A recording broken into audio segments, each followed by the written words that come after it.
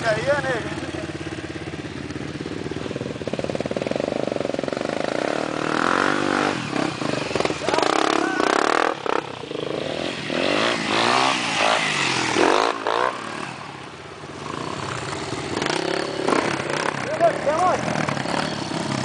Quer só? Tem mais esse lugarzinho final aqui, ó.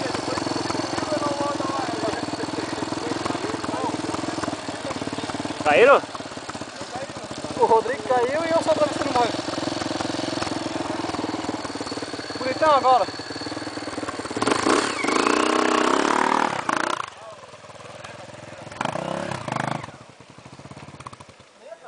O Gustavo é o demônio, já se mandou aí abaixo. Aí já atrás assim, tá?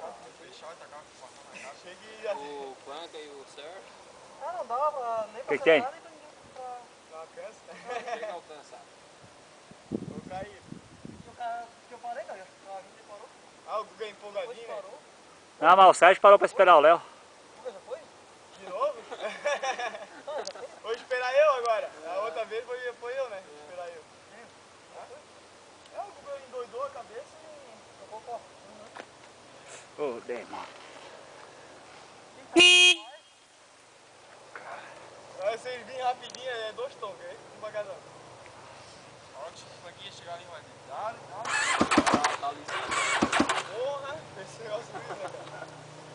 Não, é pneu careca aí, depois a moto foi pneu careca, vem igual uma pata. Lá vem os dois velhos. Caiu o carro desse lá aí, velho.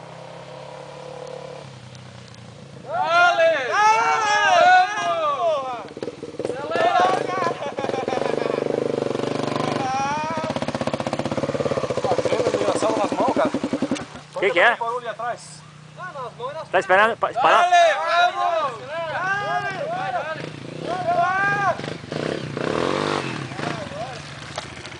Deixa eu dar a câmera nas mãos. Ó, o outro ó, também, ó. Aqui, ó. E assim, ó. Daí a mão volta mais. Olha aqui, olha aqui.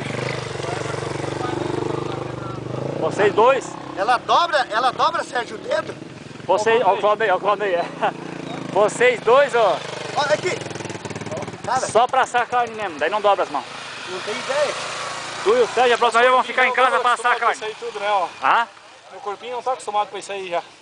Teu negócio é. A Adianta ser sorte. bom em tudo, né, cara? Eu sou bom em certas coisas, eu sou bom. A sorte que nós temos vocês é daqui na próxima trilha já tem uns dois pra assar a carne pra nós. O Nilson já ficou assando a carne pra nós. É, eu te botei no bolso hoje, cara.